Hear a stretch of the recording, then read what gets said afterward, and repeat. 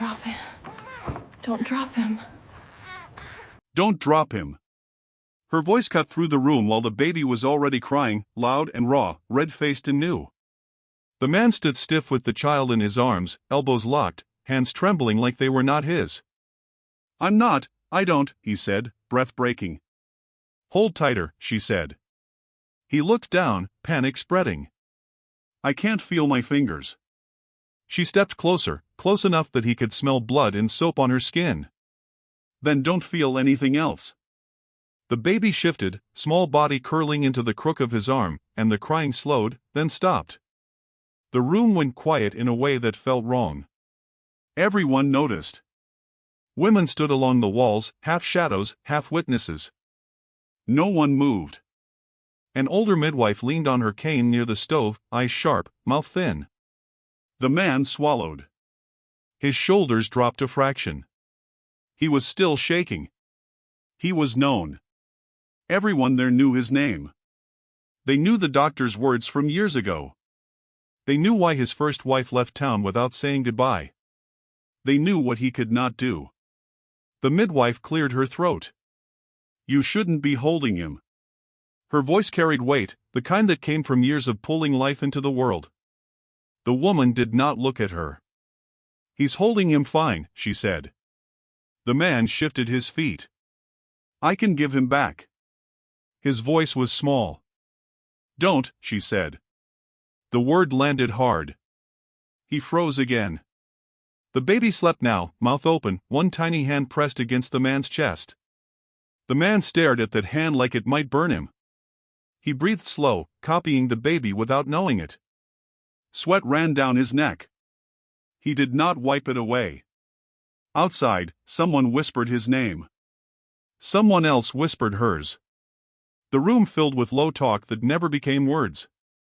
The midwife stepped closer. This isn't right. The woman finally looked at her. Her face was pale, eyes dark, hair stuck to her forehead. What part? She asked. The midwife hesitated. She looked at the baby. She looked at the man. Any of it. The woman nodded once. Then look away. A chair scraped. One woman crossed herself. Another turned her back. The man felt every eye still on him anyway. He tried to shift the baby again, careful, gentle. The baby made a sound, not a cry, just a breath, then settled deeper. The man let out a sound that might have been a laugh if it had not broken halfway through. You're shaking, the woman said. I know, he said. He'll fall, someone whispered. He won't, she said. You don't know that, the whisper came again. The woman did not answer. She reached out and pressed the baby's blanket tighter around his body, her fingers brushing the man's wrist. He flinched, then did not pull away. The midwife shook her head. People will talk. They already do, the woman said. The man swallowed. I didn't mean to, he said. I was just standing there. You were there, she said. That's enough. He looked at her then, really looked, like he was seeing her for the first time. There was something hard in her face, something settled. It scared him more than the crying had. Outside, boots shifted on the porch. Voices rose and fell. The sound of a man laughing cut through the wall. The baby did not wake. The man's arms stopped shaking. His breath evened out. He felt heavy, rooted, like if he moved the floor might give way. The woman watched him notice this. She said nothing. The midwife backed away, slow. This will follow you, she said to the woman. The woman nodded. It already has. She turned back to the man. Her voice dropped, low enough that only he could hear. If anyone asks, she said, eyes locked on his, you were here the whole time. The man still held the child. No one had taken him back. The room had thinned, but not emptied. The women stayed close to the walls. The air felt tight, like it could snap. Outside, boots gathered. Wood creaked. Someone spat. The sound of leather moved slow across the porch, deliberate. The sheriff's boots stopped at the door before his voice came through. "Whose boy?" he asked. The woman did not hesitate. "Mine." The sheriff stepped inside. He was tall, thick through the shoulders, badge dull with age. He looked at the baby first, then at the man holding him. "Father?" he asked. No one answered. The silence stretched. The sheriff smiled without warmth. He turned his head. "That yours?" he asked the man. "No," the man said. "Then put him down." The man did not move. His arms tightened without him noticing. The baby shifted, face pressing into his chest. The sheriff watched this closely. His smile stayed. Old power smile. The kind that waited. "I said put him down," the sheriff said again. "He's steady," the woman said. The sheriff glanced at her. "Your husband's been dead less than a year." "I know," she said. "Some say he didn't fall," the sheriff said.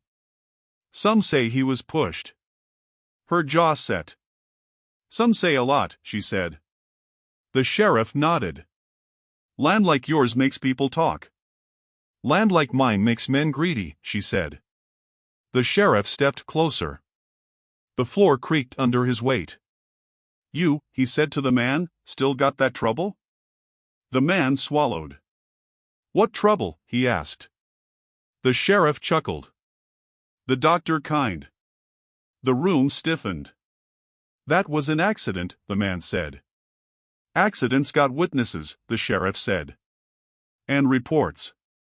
He tapped his badge. "I signed one." The woman cut in. "You're not his doctor." "No," the sheriff said. "Just the man who drove him there."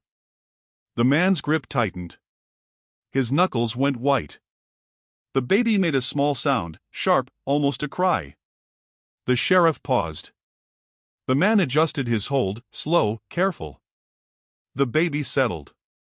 The sound stopped. Everyone noticed again. The sheriff's eyes narrowed. "Funny thing," he said. "Boy listens to you." The man said nothing. His heart pounded so loud he thought it might wake the child. The sheriff leaned closer, close enough to smell milk and sweat. "You can't make life," he said softly. "But here you are holding it." The woman stepped between them. "That's enough." The sheriff looked at her. "You protecting him now?" "I'm protecting what's mine," she said. The sheriff glanced at the baby. "That's so." "That's so," she said. The sheriff straightened. "You planning to name a father?" Silence again. The man stared at the wall. The woman did not answer. The sheriff shrugged. "People don't like blanks," he said. "People don't need to like it," she said. Outside, a man laughed. Inside, no one did. The sheriff adjusted his belt. "I'll be watching," he said. "You always are," she said. He turned to the man. "Careful," he said. "You got a reputation." The man finally looked up. "I know," he said. The sheriff smiled again. "Good." He walked out. The boots moved away. The room breathed. The man's arms shook again, just a little. The baby slept through it. The baby was finally laid down on the narrow bed by the wall. The room exhaled, slow and unsure. The man stood with his arms empty, hanging strange at his sides like he had lost something heavy. He stared at his hands. They were still curved. The women moved closer now. Their voices sharpened as soon as the baby slept. "She lost her husband," one said. "She lost more than that," another answered.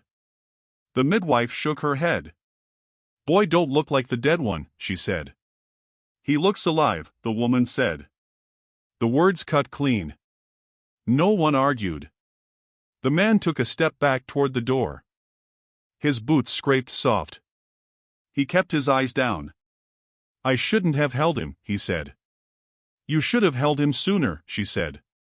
"People know things about me," he said. They know lies, she said. He looked up then. Her face was calm, too calm, like something had already settled inside her. Outside, a dog barked and went quiet. The women kept talking once they thought he was leaving. Voices low, sharp. Who's the father? That land's cursed. Her husband didn't fall alone. The midwife stayed silent now, eyes following the man. He reached the door and stopped. The woman followed him. She stood close but did not touch him. Will you stand still if they push? She asked. He breathed in through his nose. His jaw worked. I don't move much anymore, he said. Good, she said. He opened the door. Cold air slid in. The porch was crowded with shadows. He could feel eyes on his back. He stepped outside. The door closed behind him. Inside, the baby stirred but did not cry. The woman went back to the bed. She watched the child breathe. Her fingers shook now that no one was looking. She pressed them together until they stopped. A woman cleared her throat. This won't end clean, she said. It never does, the woman answered. The midwife finally spoke. You tying yourself to trouble. The woman looked up. I was born in it, she said. Silence followed.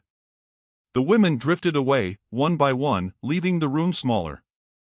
Outside, the man leaned against the wall. His chest hurt. He flexed his hands until the curve left them. He told himself to walk. He did not. He listened to the quiet. He listened for the baby. Nothing came. He felt empty and full at the same time. Inside, the woman sat alone. She thought of her husband's boots by the door, still dusty. She thought of the night he didn't come home. She thought of the well and turned her head away from the thought. She looked back at the child. He slept like he trusted the world. She swallowed. A knock came soft. The man did not enter. He stayed outside. I'm still here, he said through the wood. I know, she said. He waited. She waited. The house held its breath with them. If they come, he said. They will, she said. He did not ask who. She did not answer. The baby made a small sound, half a breath. The man heard it through the door.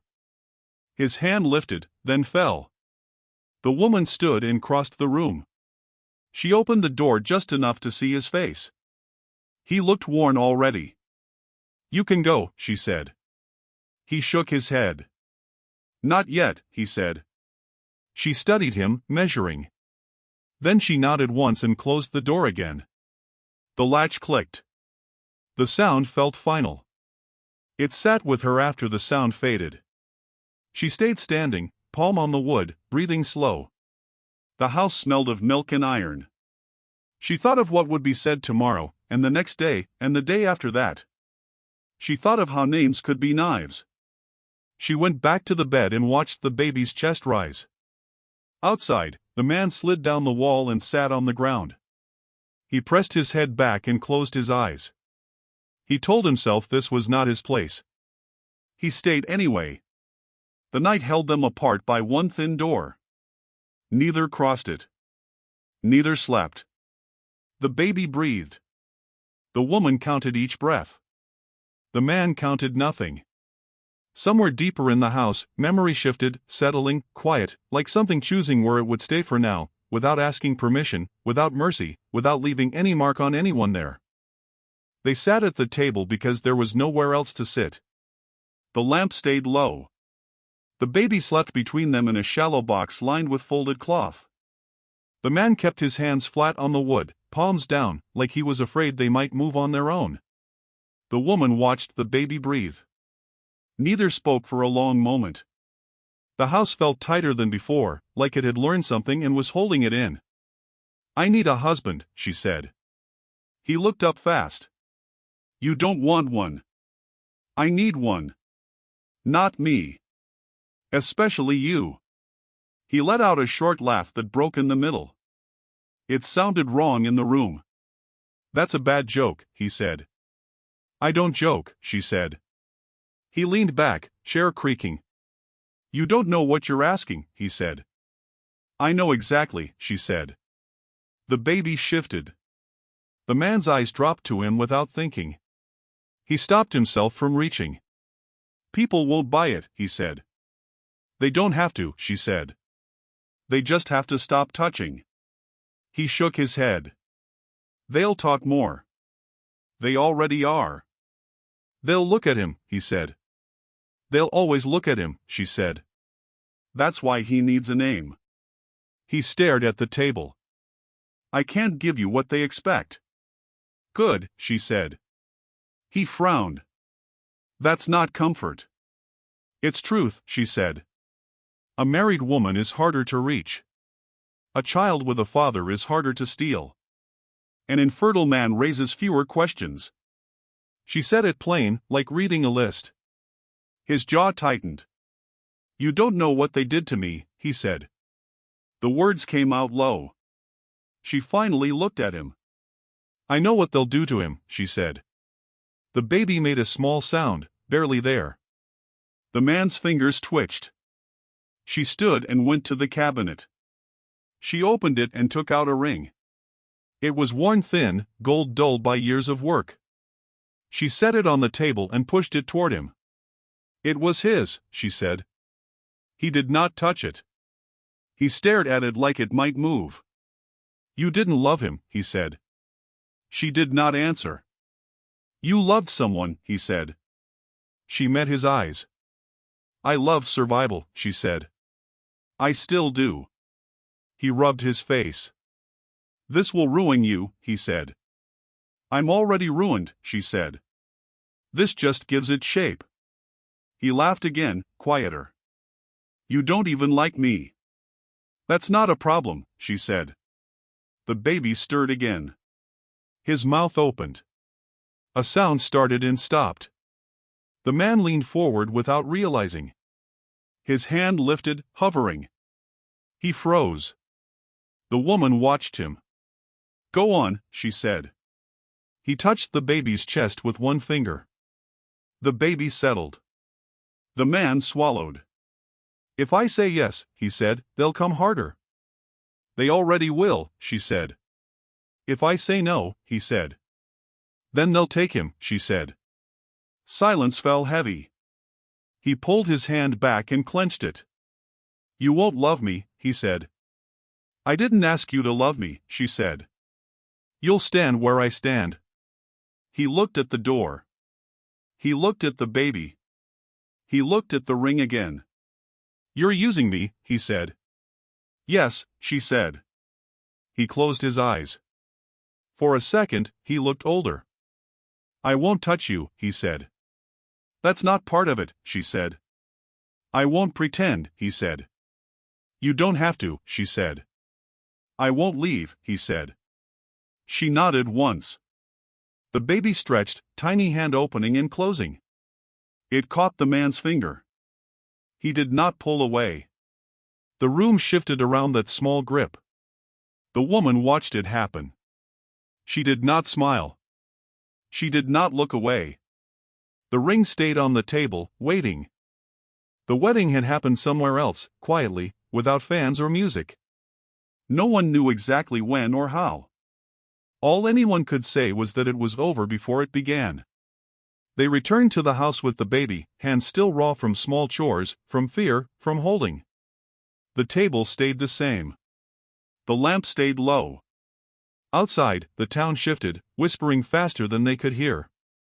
The sheriff was already watching. "That was fast," he said the first time he saw them on the porch.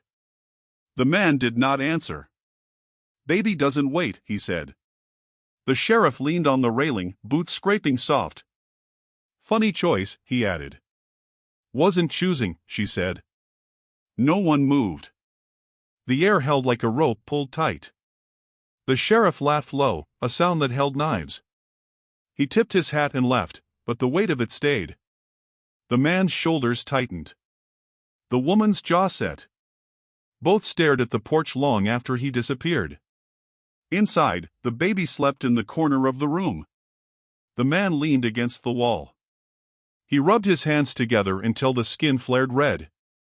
He had nightmares the first night, quick flashes, a room full of people staring, the baby crying, him unable to move, unable to help. He did not tell her. He never told anyone. The woman moved between the baby and the door like she was guarding both. Fewer words left her lips. Her gaze sharpened with every passing hour. She measured everyone who entered with silence and the tilt of her head. She counted steps, breaths, glances. She calculated what would be said before it even left someone's mouth. Letters appeared on the table one morning. Old and yellowed. They were addressed to her dead husband. They spoke of debts, of property, of promises broken and kept. She read them, pressed them flat. She did not answer the questions inside them. The man watched her from the corner of his eye.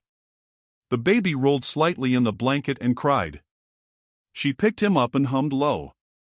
The man did not move. He felt like a shadow in his own house. Outside, the wind lifted dust from the well behind the barn. No one drew water there anymore, but it whispered anyway. It was a voice only they could hear. The man listened. The baby kicked slightly against his chest. He pressed a hand over his heart, feeling the weight. Days passed. Every knock at the door set the house on edge. Men came and went, asking about land, about property, about debts, about rumors. The sheriff never spoke directly inside, only outside. The woman answered when she needed to. The man said nothing. He stood still. He held the baby. Sometimes the baby smiled at him. Sometimes he did not. The room stayed heavy.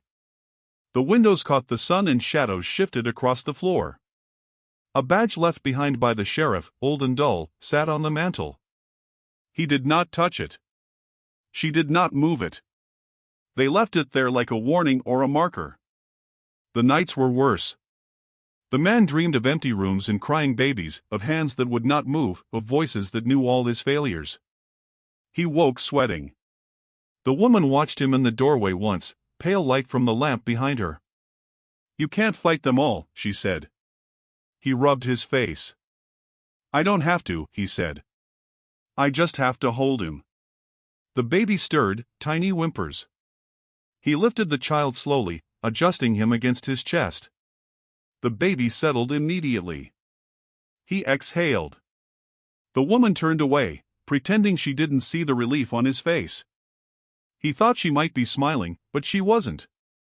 By the 7th day, the town was watching. They whispered from doors, from windows, from porches. They counted the hours since the wedding, counted the steps in and out of the house, counted the baby's breaths. Letters still sat stacked on the table. The badge still lay on the mantel. The well outside waited silently. Every shadow seemed to stretch farther. The sheriff returned for a visit, boots light on the porch. He looked at the man. The man did not move. He held the baby. The sheriff squinted, shook his head, and spat. Blood tells, he said. The woman leaned on the doorframe. She did not flinch. So does silence, she said. The sheriff only smiled. Not warmly. Not cruelly. Just a small twist of knowing. He left again. Inside, the man set the baby down finally. He watched him sleep. He rubbed his hands together, quiet. The woman came and stood behind him. They did not speak. Outside, dust moved in the wind, lifting like smoke from a fire long gone. Letters, badges, shadows, and wind waited quietly, but inside, the child slept. The man felt a shift, almost unnoticeable. He knew that nothing outside the walls could reach them as long as he stood where he did, holding what mattered.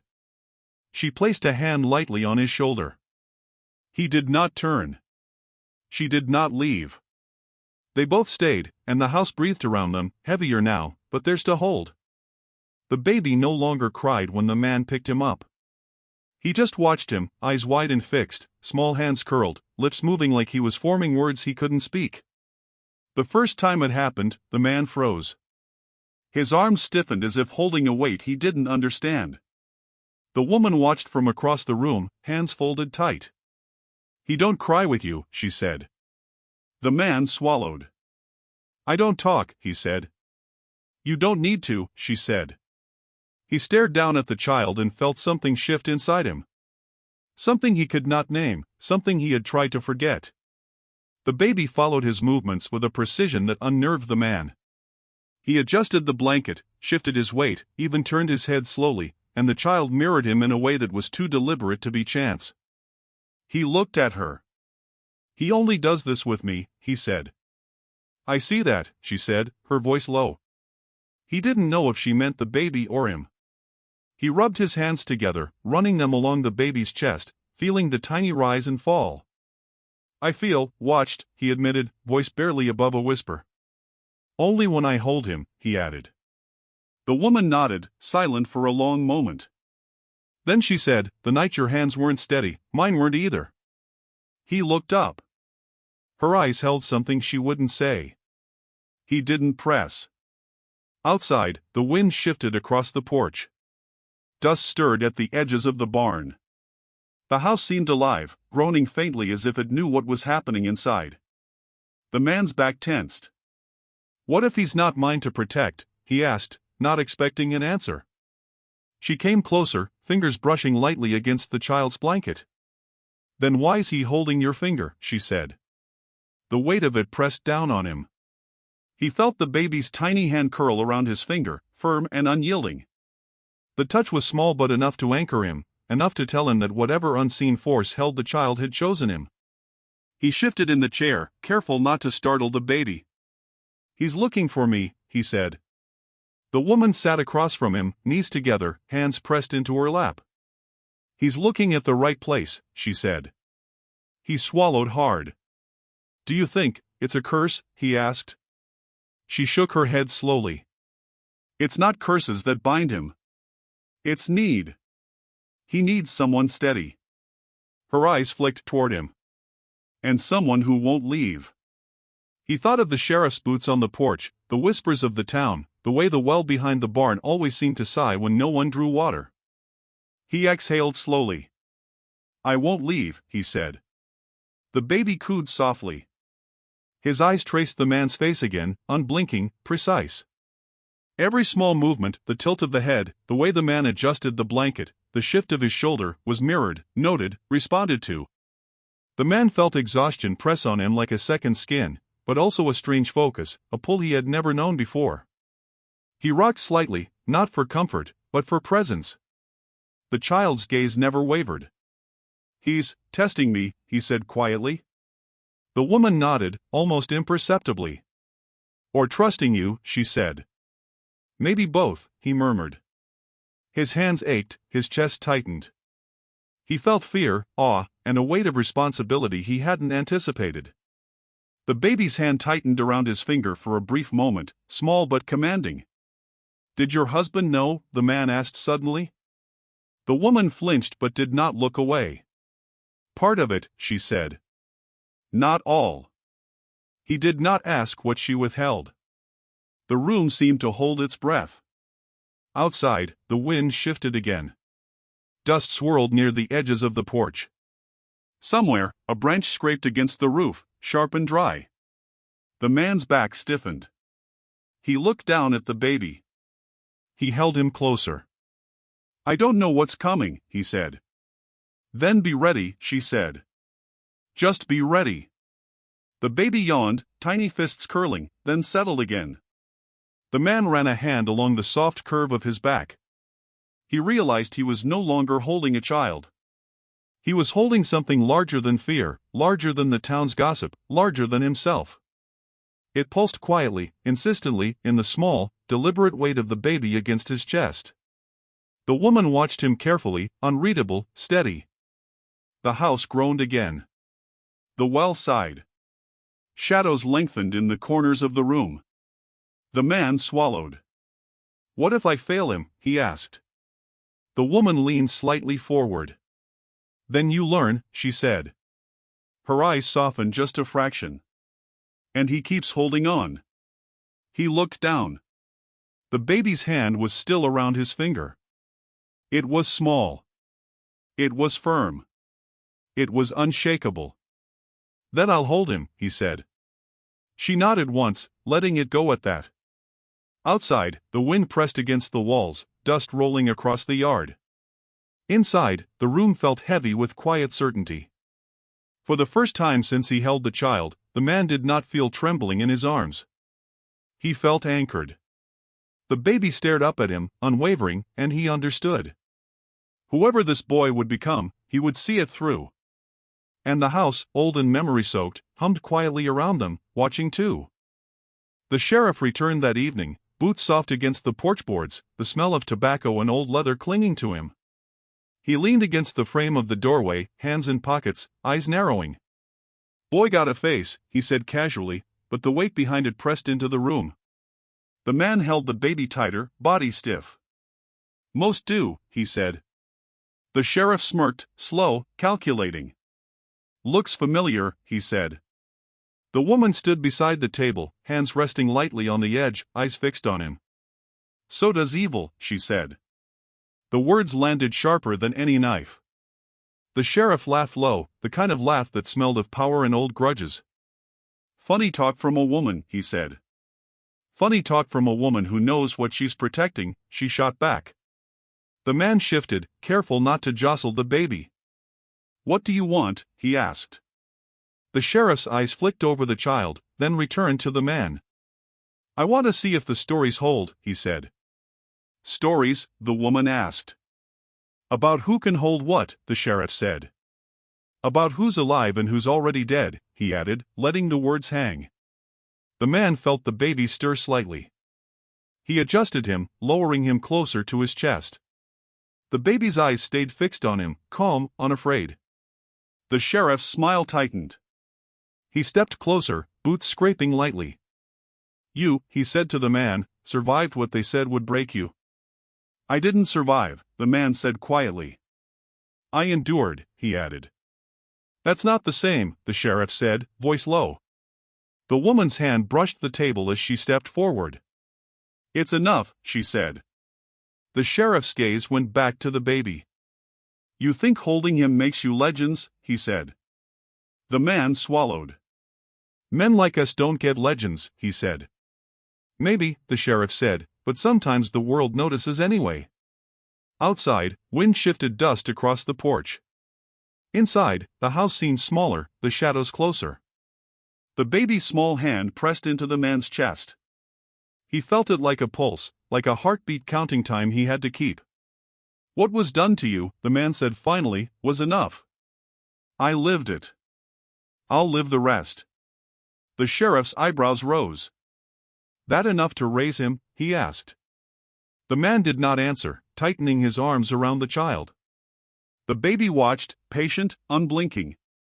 The sheriff's smile narrowed. "You got the child's trust," the sheriff said, voice low. "That's not nothing." "It's something," the woman said, stepping closer. The sheriff's gaze flicked between them. He spat once into the yard. "Stories," he said, "are all the town has left."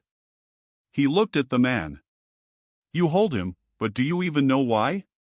"Enough to survive," the man said. "Enough to keep him safe," the woman added. The sheriff's jaw tightened. "And if the past comes back?" he asked. "Then it comes back to you," the woman said. He studied her a long moment. "You have your answers," she said. The sheriff tipped his hat. He turned toward the porch, boots scraping soft, then left. Silence lingered.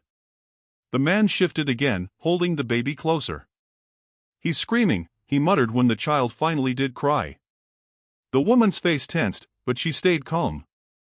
The sheriff's hand had brushed the baby as he left, lightly, almost absent-mindedly. That touch had been enough to startle him. The man held him tight. The scream faded. He rocked slightly, letting the baby settle. The room stayed quiet after, thick with a sense they couldn't name. The man looked at the woman. "Why did he touch him?" The woman shook her head slowly. "To see if you'd break," she said. The man exhaled. I didn't, he said. You didn't, she said. The baby yawned, small and deliberate. The man pressed him closer. The house seemed to sigh, creaking faintly in acknowledgement. Outside, the wind pressed against the walls again, dust rolling past the porch. Inside, the baby calmed completely, staring at the man. He realized then, fully, that the child had chosen him. The sheriff might come back. The town might talk. But here, inside, he was the one who held the line. The baby's hand pressed against his chest, unshakable. He held him tighter. The house held its breath around them, heavy and still. Legends, curses, whispers, none of it mattered here. Only the small, unyielding trust of the child in his arms. The room smelled of dust and milk. The baby slept in the corner, chest rising and falling steady, small fists pressed against his blanket. The man sat across from the woman at the table, elbows on the wood. He had not spoken in hours, only watched. She picked up a letter from the pile stacked on the table, folded it once, then set it down again. I need to tell you something, she said. He looked at her, hand curling around the edge of the table. What? He asked. She swallowed. The child's father, he wasn't my husband. The words landed hard, even in the quiet. He did not react immediately. He stared at the table, jaw tight. Is it his? He asked. No, she said. Then, is it mine? His voice was low, careful, almost afraid. She did not answer. The silence stretched between them, thick and heavy, like the air itself had weight. The man clenched his fists, then released them slowly. He ran a hand along the edge of the table, feeling the grain dig into his skin.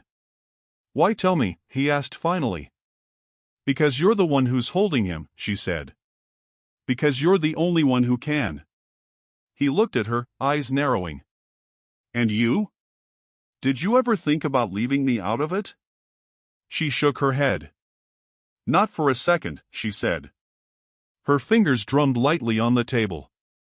The baby stirred, tiny mouth opening, then settled back down. The man leaned forward, one elbow on the table, keeping his distance but holding attention. So I don't know him, he said. And you won't tell me. Not all of it, she said. She reached for the baby's blanket, straightened it, then let her hands fall back into her lap. Her eyes did not leave him. He exhaled slowly. I don't get it, he said. You keep secrets like armor. Armor keeps people alive, she said. Sometimes, he said. Sometimes it keeps people apart, she said. The silence returned. He watched the baby shift slightly in sleep, tiny fists curling again. He pressed a finger lightly to the child's chest. The baby's small hand wrapped around it. He felt the pressure like a pulse, deliberate and unyielding. I'll carry him if you fall, he said quietly, almost a whisper. She looked up, eyes steady. I won't, she said. No one moved. The house felt heavy around them, walls pressing close. Outside, wind shifted dust against the porch, a soft scratch against the boards. He watched her for a long moment, measuring. You're trusting me with everything, he said. Not everything, she said.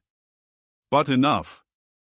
The baby shifted again, one eye opening just enough to look at the man. He leaned forward, careful not to disturb sleep. He trusts me, he said. Because he has to, she said. Because you will hold him, he added. Exactly, she said. The letters on the table sat silent, the badge on the mantel gleamed dull, and the well outside pressed its presence into the air. The house seemed to lean in closer, listening. The man exhaled and finally let himself relax slightly, keeping the baby close. He understood then that the weight of the truth was something to bear together, not alone. I won't leave, he said. I never planned to, she said. Even with what I don't know, he asked. Especially because of that, she said. He nodded once, sharply. The baby yawned, small fists curling again, pressing into his chest. He held him tighter. Outside, shadows lengthened across the porch. The wind pressed lightly against the walls. Inside, the room felt contained, heavy with quiet understanding. The man and woman sat together, silent, watching, waiting. The house had held secrets for generations, but now it held them both, and the small trust of the child in the man's arms made everything else less urgent, less loud, less dangerous. He looked down at the baby.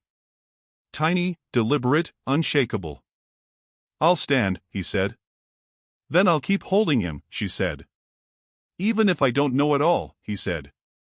She pressed her hand lightly against his, just once. The baby stirred slightly and opened his eyes fully, small, bright, and focused entirely on him. He felt a weight, steady, deliberate, unbreakable. He understood now that the child had chosen him, and he would stay. Whatever came, whatever truth remained hidden, they would endure. The house, silent and waiting, seemed to shift its old bones around them in approval, and the night pressed soft against the walls. The man leaned back slightly, holding the child close, letting the trust and weight and quiet certainty settle over them. The sheriff came back at sunrise. Boots on the porch, slow, deliberate, eyes scanning the yard before the house. The man held the baby tighter, rocking him slightly. The woman stood near the door, hands crossed, jaw tight. "Morning," the sheriff said, voice low, heavy with something old. "Morning," she said, steady. "He's awake," the man added. The sheriff's eyes flicked to the child. The baby's gaze tracked him, unblinking. The man shifted, protective, like he could sense what the sheriff wanted before he asked.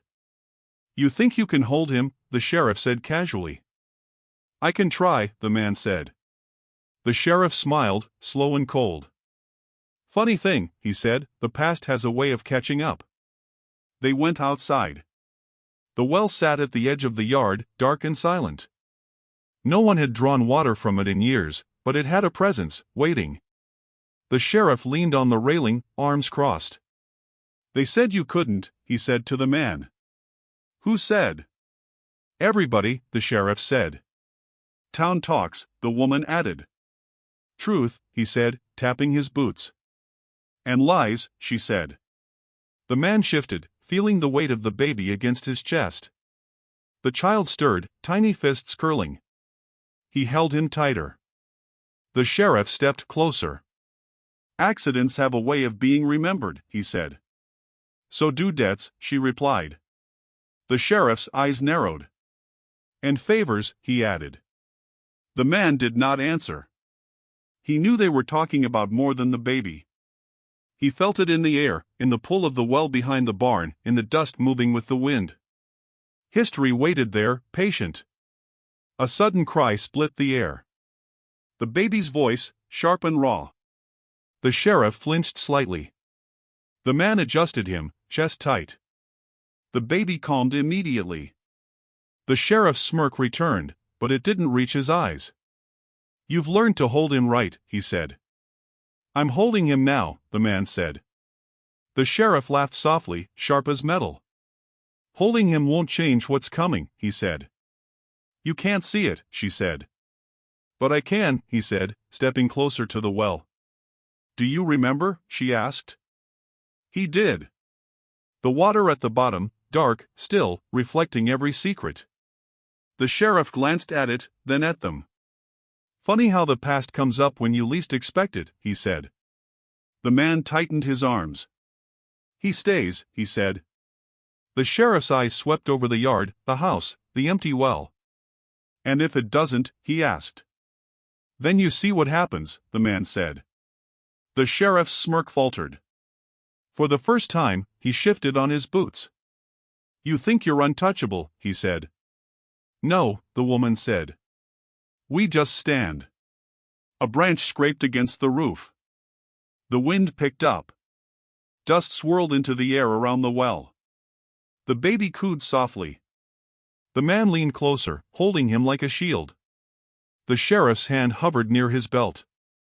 The man's knuckles went white. The baby's small hand pressed against his chest. He felt it, pulse against pulse, deliberate and unshakable. The sheriff's voice dropped. "Blood tells," he said. The man did not flinch. "So does courage," she said. The sheriff laughed, then reached down, touching the badge at his belt. "This tells more than I can," he muttered. The man shifted the baby, eyes never leaving the sheriff. The baby's gaze followed the man, calm, deliberate, unafraid. The sheriff's hand tightened on the badge, then released it. He turned and walked back to the porch. Boots scraping. Silence filled the yard. The wind pressed against the walls, dust rolling past the well. The man exhaled slowly, feeling the baby's small weight against him. He understood now that the child's trust was a kind of power. A kind of warning. The house, the yard, the well, even the air seemed to settle around them. The sheriff would return. The town would talk. But inside this circle, here, now, nothing moved but the man, the woman, and the child. The badge hid dirt at the edge of the well. No one reached for it. The man held the baby tighter, letting him sleep. She watched from the doorway, silent. Outside, wind shifted, dust rolled. Inside, the room felt heavy, steady, unyielding. The past had spoken. The future was theirs to hold. The baby stirred again, tiny mouth opening, fists curling. The man exhaled, steadying himself. He would not let go. She would not let go. And the house, memory-soaked and old, seemed to approve. The town had shifted, quietly, like smoke moving through empty streets. People watched from windows, whispered on porches, counted the steps of those who entered the house, but none came inside uninvited. Inside, the man sat in the corner of the main room, holding the baby across his chest. The light from the single lamp pooled around them, casting long shadows across the floor. He traced a finger along the small curve of the child's arm, steady, deliberate. The baby watched him, unblinking, and for the first time, he felt the weight of legacy pressing gently, not cruelly, on his shoulders. "I didn't make him," he said quietly, voice low enough only for the woman to hear. She stood nearby, hands pressed lightly to the edge of the table, gaze fixed on the baby. "You kept him," she said. He looked up, catching the small, deliberate stare of the child. The baby's tiny mouth opened. The word tumbled out, slow and uneven but perfect. "Pa." The man's chest tightened. He swallowed hard, eyes filling with a heat he hadn't expected. The baby's small hands pressed against his chest, gripping his shirt, firm and unyielding. The woman's shoulders shifted, a hint of relief in her posture. She did not speak. She did not need to. The room held its breath. Shadows clung to the corners like witnesses. The house creaked softly, memory settling around them like dust finally at rest. Outside, the wind shifted, pushing dust across the yard and against the old well. Inside, the air felt heavier, fuller, as if it had been waiting for this word, this moment of recognition. The man pressed the baby closer, feeling the warmth, the heartbeat, the trust that had grown, small but unbreakable, between them. "I'll hold you," he whispered, "all the way." The baby cooed, tiny fists curling against his chest, a pulse of life steadying him, anchoring him in a world that had always been unstable. The woman crossed the room slowly, standing beside him. Her hand hovered over the child but did not touch. She watched, measured, silent. "You'll do right by him," she said softly. He exhaled slowly, nodding. "I will," he said. "Every day." The baby's gaze followed his, unflinching, deliberate. The trust was complete. The room felt full of something older, stronger than fear or gossip, something deeper than pain or past mistakes. Legacy was not inherited here, it was chosen, claimed, held in small hands wrapped around a finger, in quiet eyes watching without question. The man shifted slightly, rocking the child. The baby smiled faintly, a tiny, deliberate curl of lips. He felt the weight, the responsibility, the unspoken promise settle deep in his chest. Outside, the town whispered. Inside, the house hummed quietly around them, memory-soaked walls holding all that had come before and all that was yet to come. The woman finally spoke, voice soft but firm. "It's ours now," she said. No one argued. The man nodded. The baby pressed against his chest, fingers gripping, eyes fixed. He let himself exhale completely for the first time in days. Not relief. Not victory. Just endurance. Just the quiet certainty that he would hold the child, and the child had chosen him. "Pa," the baby said again, faint, small, deliberate. The man's hand pressed to his chest. "Yes," he whispered. "I'm here." She watched him, steady. The baby's small hands pressed closer. He would not let go. He would not leave. Outside, the wind shifted, the well waited silent, shadows stretched long. Inside, the house breathed with them, heavy and still, memory settling into new shapes. They had survived rumor, fear, and the weight of the past. Now they held what mattered. The man rocked the baby gently, back and forth, whispering low, careful words that didn't need to make sense. She stood beside him, watching, hands folded, steady. The baby's eyes closed, small chest rising and falling, trust complete. He had been called father, and he had answered. The house, old and patient, seemed to release a long-held breath. Outside, the wind moved, the shadows softened. Inside, life pulsed quietly, deliberately, unshakable. They would endure. They would hold. And the past, the town, the whispers, they no longer mattered inside these walls.